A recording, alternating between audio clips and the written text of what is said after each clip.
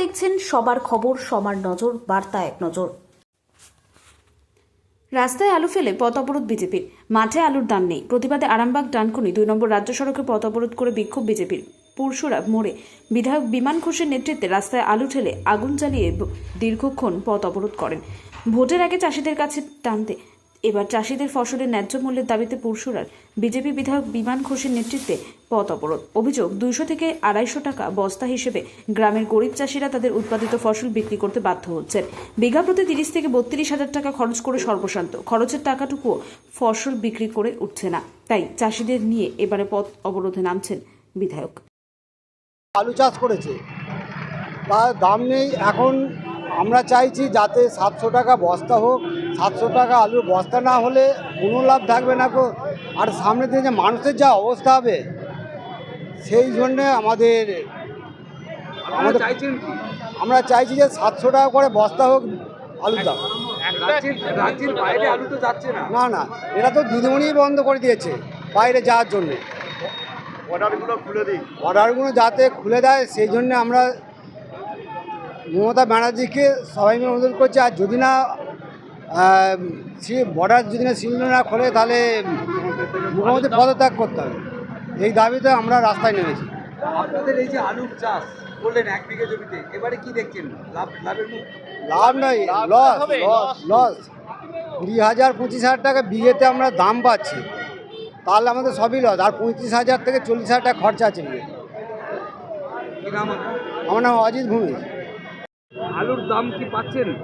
না, আলুর দাম একদমই তো বাড়াচ্ছে না রাজ্য সরকার, কিন্তু চাষিরা তো এত আলুর দাম পাচ্ছে না বলেই আজকে আত্মহত্যা করতে যাচ্ছে। আমরা তো সব টাকা পয়সা সবই মাটির তলায় দিয়ে দিয়েছি আলু চাষ করে। এত সারের দাম, এত বীজের দাম, কিন্তু আমরা কবেই আলুর দাম পাবো? সরকারকে জানাচ্ছি যেন 600 টাকা আলু দাম করে, তবেই চাষ। এখন তো এই তো 200-250। কি করব? এরকম আলুর দাম হলে আমরা তো মরে যাব। আমাদের স্বামীরা এত কষ্ট করে আলু বসিয়েছে, কি বলবো, কান্না পাচ্ছে যে কিভাবে আমরা দেনা শোধ করব। আমাদের পাশে তো রাজ্য সরকার নেই। আমাদের অনুরোধ যেন আলুর দামটা বাড়ায়। এই সরকারকে জানাচ্ছি, রাজ্য সরকারকে, মমতা ব্যানার্জিকে জানাচ্ছি, যদি না আলুর দাম বাড়ান তাহলে উনি ওই মন্ত্রী থেকে নেমে যাক। ওরকম মন্ত্রীর দরকার নেই, ওরকম মুখ্যমন্ত্রীর দরকার নেই। আমাদের ভালো মন্ত্রী গরু যাতে আমাদের চাষিদেরকে দেখতে পায়, চাষিদের কষ্ট। আমার নাম রূপসী যাদব, হরিণাখালীতে বাড়ি, কেলেপাড়া অঞ্চল। এই যে পথ অবরোধ, কৃষকদের স্বার্থে, কৃষি বাঁচাও কৃষক বাঁচাও, কি বলবেন?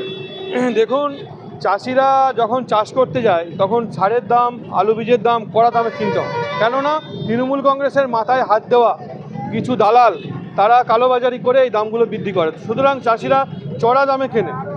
আর যখন আলু বিক্রি করতে যাচ্ছে তখন দেখুন 250 টাকা বস্তা।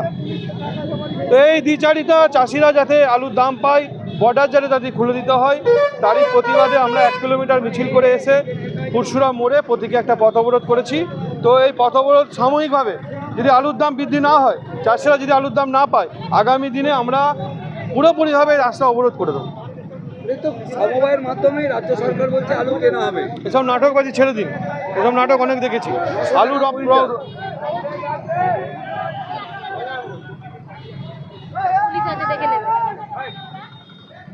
সমবায় দিয়ে আলু কেন, আলুর দাম মাঠে কেন বাড়াচ্ছে না? ভাতা ভিক্ষা দিয়ে রাজ্য সরকার চলছে, এটা চলবে না।